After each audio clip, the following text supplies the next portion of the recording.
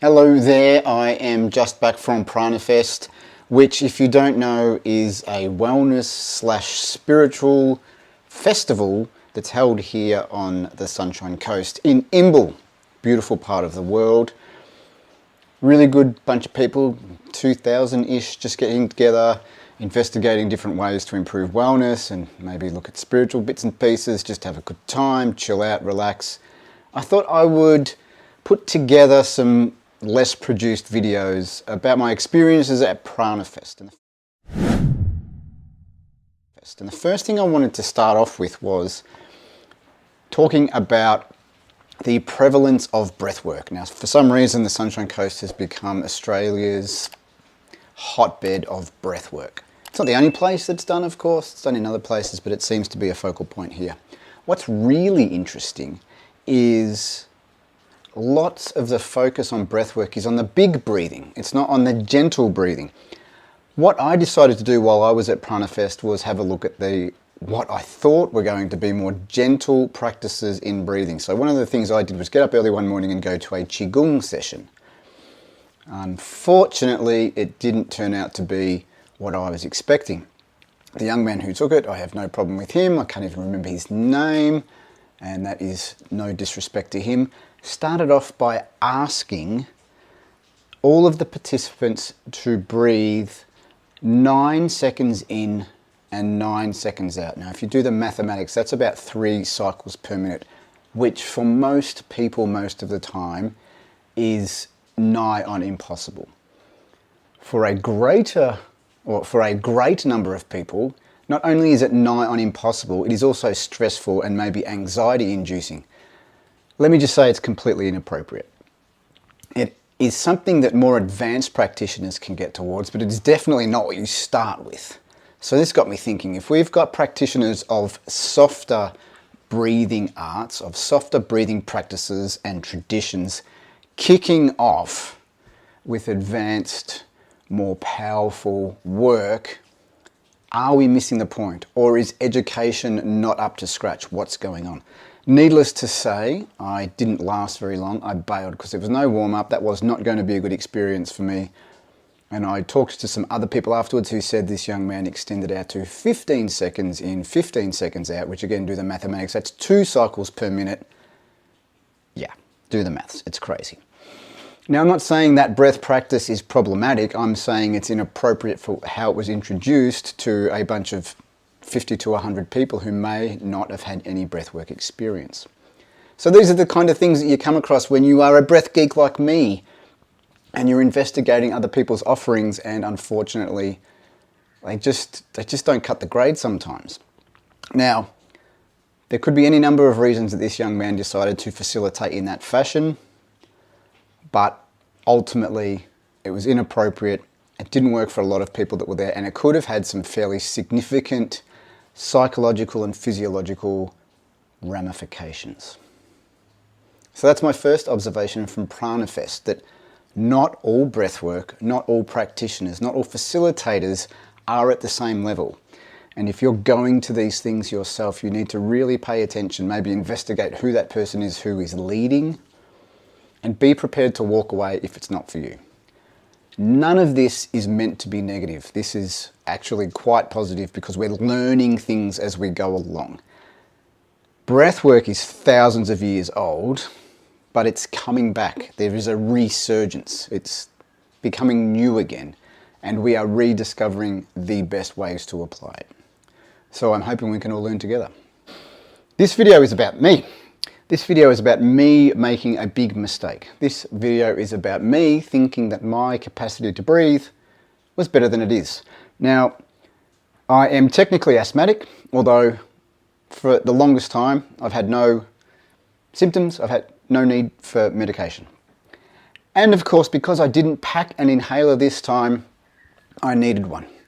What I did was fit out my beautiful swag with 2 musty, dusty blankets that caused me to have a massive nasal reaction that went down into my lungs, that caused me to not be able to breathe very well.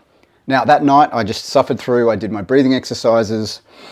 I basically did whatever I could to breathe and stay calm. I got through that night okay. It wasn't a great experience, but I wasn't going to need hospitalization or any kind of emergency intervention, which is good.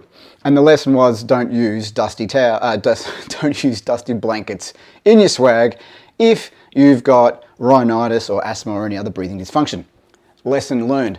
But the beautiful thing that came out of it was I remembered the importance of having asthma medication on hand. That's number one. One of the other campers had a Ventolin puffer, so I took 3 puffs just to relax my lungs enough that it wasn't so effortful to breathe.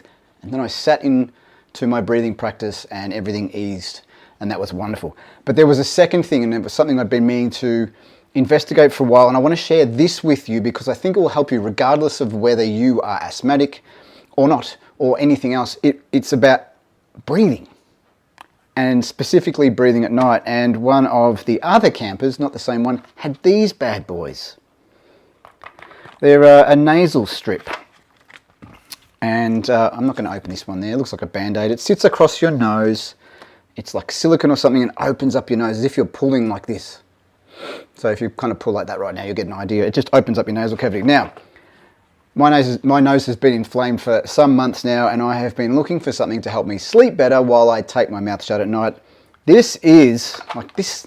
Look, just looks like that. This is the most amazing little product I've ever found. 30 strips is about $30. Yes, it's $1 a pop, but it's well worth it. So if you're struggling to breathe through your nose, if you've been investigating this idea of maybe taping your mouth at night, but you're freaking out that you won't be able to breathe in through your nose first, get some of these Breathe Right, I don't even know what they're called, nasal strips, and do that for a couple of nights. And let it open up your nose so you can get confidence breathing through your nose, and then maybe tape your mouth if you want to. I found that I didn't tape my mouth while I was camping wearing these, and I didn't breathe through my mouth because there was enough, let's say, openness of the nose. So that terrible night that I had taught me 2 things. Don't forgo the medication that you may or may not need. And I've never been anti-medication. I just think it's overprescribed and overused for most people. I haven't needed it, so I didn't take it. And then, of course, I needed it. And then if you're investigating how you could breathe better at night, even during the day, like if you've got a nose that's not working during the day, bang these on your face. You'll look weird, but you'll breathe better. So that was another thing that I learned at PranaFest this year. So this is like the 3rd video in a series of what I learned from PranaFest. There was lots of breath work at PranaFest this year, which is, yeah, it's in the name, PranaFest. And prana is not breath, but the breath carries the prana around the body. Let's not get into specifics. So there's lots of breath work. I helped facilitate breath work with my beautiful family from Spirit Breathwork. It was wonderful. Like we had like 200 to 300 people, and I don't know, like a 1 to 10 kind of facilitator to participant ratio. So everyone was really well taken care of. And there were other crew doing stuff there as well. Unfortunately, I didn't get to do it because I was busy and my asthma had played up a little bit, so I didn't want to do any big breathing, which is actually the topic of this video, is big breathing. So let me get to the point so you don't get bored and go and do something else instead of listening to me. Or maybe you already have and I'm talking into the void, I don't know. What I've noticed with breathwork is there is an imbalance that is coming to the fore. We are all, well, almost all, I don't want to be definitive, focusing on bigger breathing. Holotropic breathwork, rebirthing, all of these things, Wim Hof, where we breathe big, where we activate, where we cleanse, and we're not balancing that off with the subtler, more gentle work, like sitting in meditation or sitting in silence, slowing the breath, softening the breath. And effectively, we're doing the yang without the yin. We're doing the masculine, if you will, without the feminine. We're doing day without night. And when that happens, we get out of balance. Ego can take over, body can get hot, you can become agitated. We really need to investigate all of the possibilities within breathing. Understand the contraindications, understand correct application.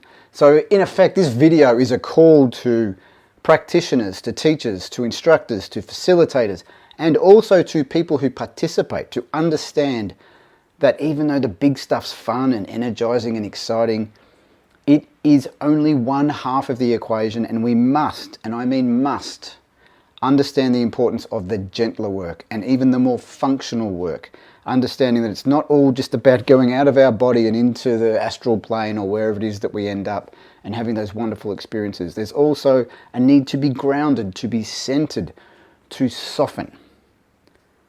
So this video is about understanding the balance, how everything links together, even in the breath, that we can't just go big all the time, we have to go small. We can't go powerful, sometimes we need to go soft. Breathe easy.